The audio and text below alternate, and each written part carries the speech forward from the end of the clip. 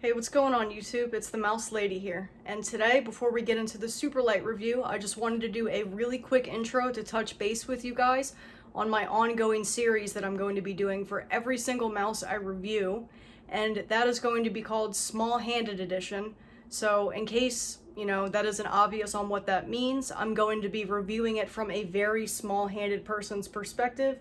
And in case you don't know, my hands are 15 by 9 centimeters, which is extremely small. And pretty much every other reviewer who I've seen or watched do their reviews, they usually always have at least medium to large size hands. And even if they are medium, they are on the larger side of medium. So I wanted to really help out us with, really small hands to sort of give another perspective on mice and, just help people out in general. So obviously my reviews are going to be for everybody, but they are going to be most helpful for people with small hands. So that's really all I wanted to say. I'm going to be making a playlist for this ongoing series. And like most of you know, my very first review in the series is going to be the GPX Superlight. So I'm not going to ramble on any longer. I don't want to make the video any longer than it needs to be. So let's get into the Superlight review, guys. I hope you enjoy, and I'll see you in the next one. Hey, what's going on YouTube? It's the Mouse Lady here, and today is finally episode 1 of Small-Handed Edition featuring the Logitech GPX Superlight.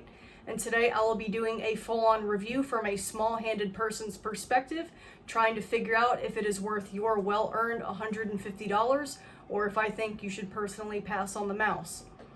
So I would greatly appreciate it if everybody could leave your feedback down in the description on whether, if you want me to change anything as far as the format goes. I am still figuring everything out, and also know that quality will improve over time. So with that being said, let's talk mice.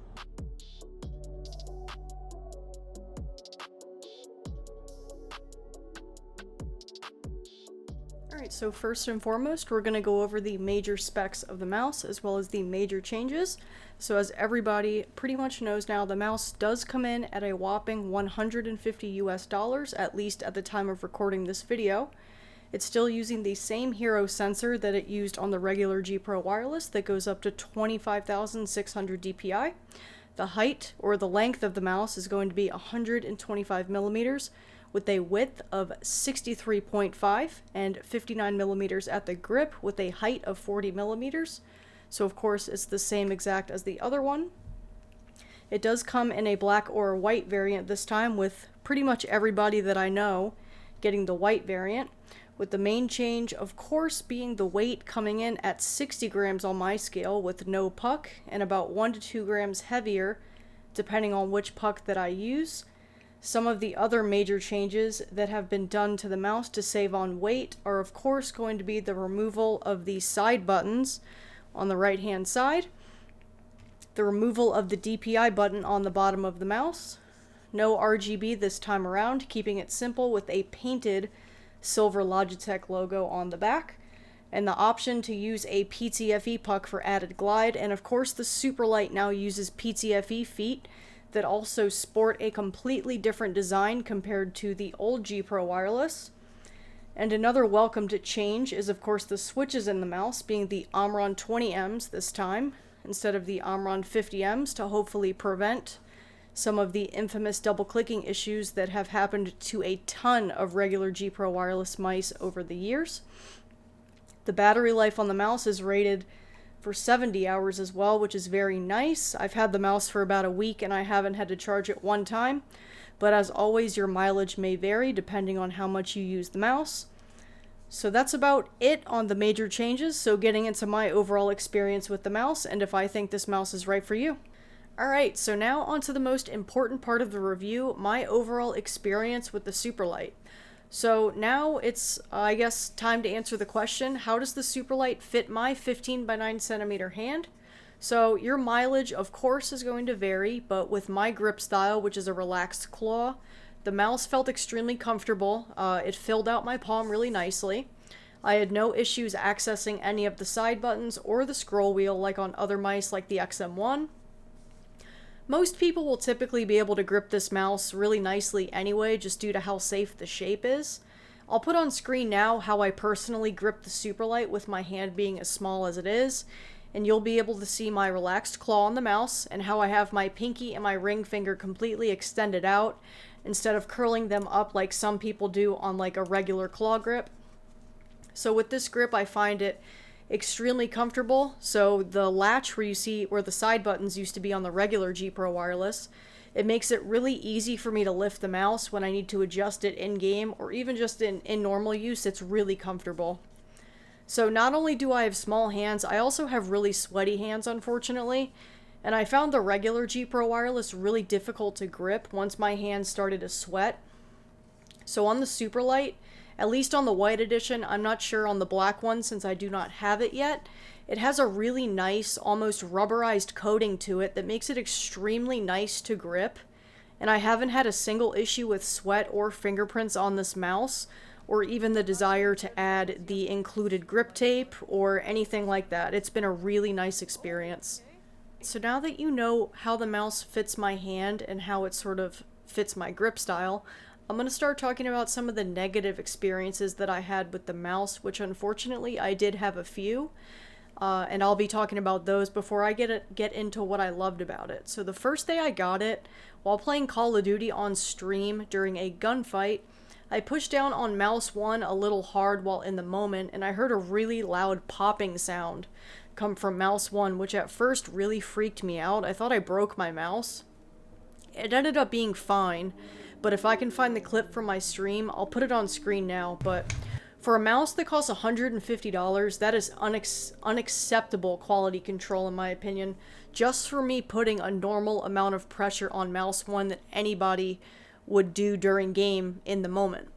So like I said, the button ended up being fine, but it left a really bad taste in my mouth, and that wasn't the only issue I had with the triggers either. So mouse 1 and 2 have a ton of side play, as you'll see on screen now, more than I was comfortable with on an $150 mouse, but the worst part is if I put pressure on the inner part of mouse 1 or 2, my triggers will almost collapse in on the other side. It's kind of hard to explain, but you will see what I mean on screen now, and it gets worse the further back on the triggers I go. So I tried this with the regular G Pro Wireless, and it did it a tiny bit, but not nearly as extreme as on my Superlight copy. So also showcasing on screen now the amount of pre and post travel my triggers have, depending on where I push down, which also isn't this bad on my regular G Pro Wireless. So continuing on with the clicks before moving on, the sound of the Omron 20Ms on my copy sound very pingy, which I'll give you a sound test real quick.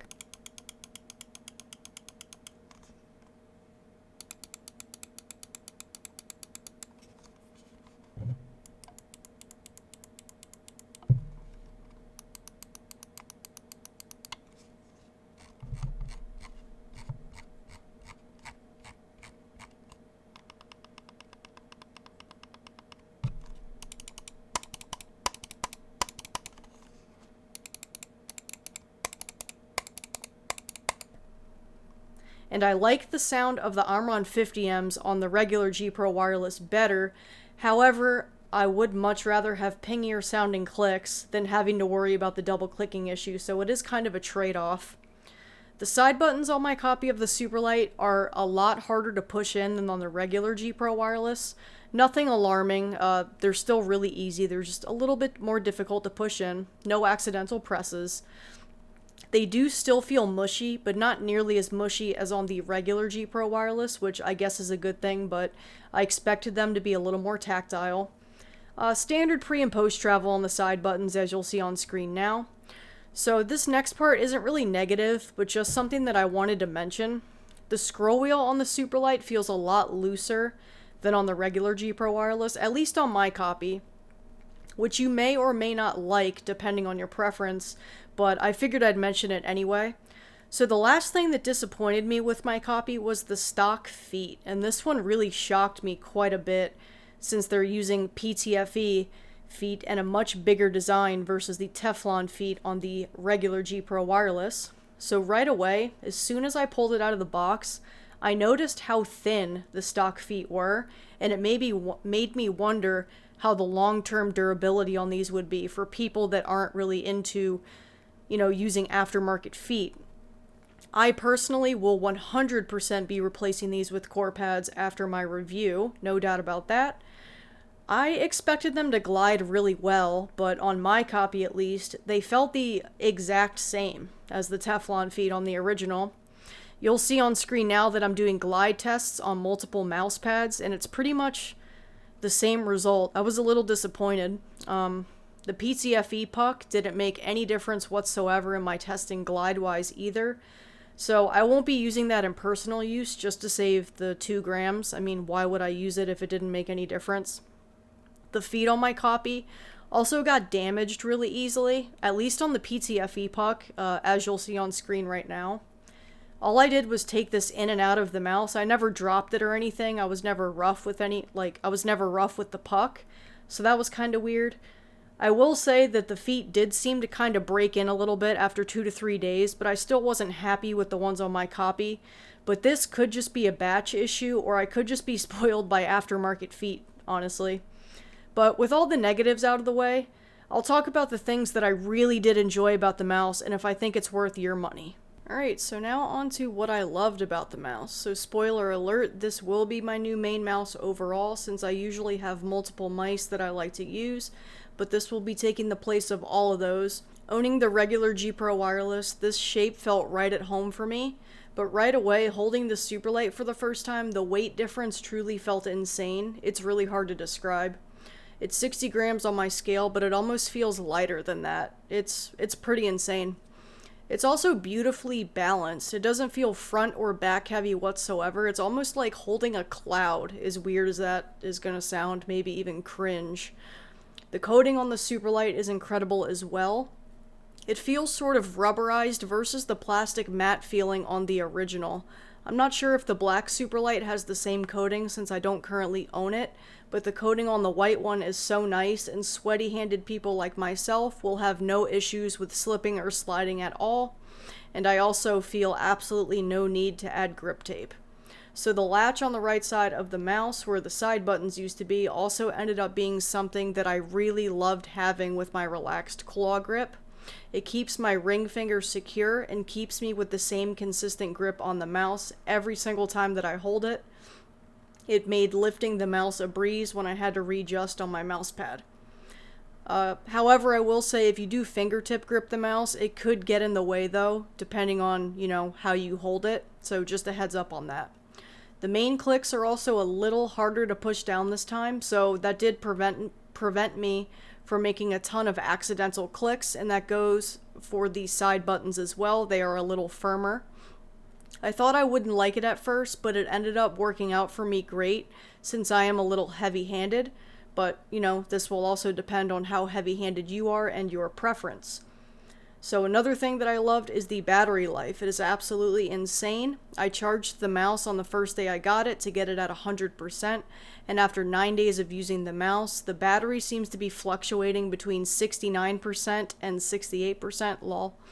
And if you're one of the people who complained about micro USB on the mouse, I'm going to link a review on a wireless charging dock for Logitech mice that our boy Jafer reviewed. It used to cost 20 bucks, I think. Now it costs 25. But the dock is similar to the Razer charging dock system. So the look of the Superlight is very clean and minimal, and I think we can all agree how beautiful both of the colorways look. So now the big question. Do I recommend this mouse at the $150 price point? It honestly depends from person to person. If you have the money to get it, then yes, it's a great mouse. But if you don't and already have a G Pro wireless, I wouldn't recommend, losing sleep over it. However, if you still find yourself wanting the mouse but aren't sure if you'd like it, I'd personally say wait for Amazon to stock it for MSRP and try it out, and if you don't like it, then just return it. They have an awesome return policy. So guys, that's going to conclude my Superlight review, and I apologize for it being so long. I wanted it to be thorough since the mouse does cost so much. So overall thoughts, I love the mouse, but it's hard to recommend to everyone at its price point. So as always, thanks for watching, and here's some clips of my testing over the week, and I will see you in the next one.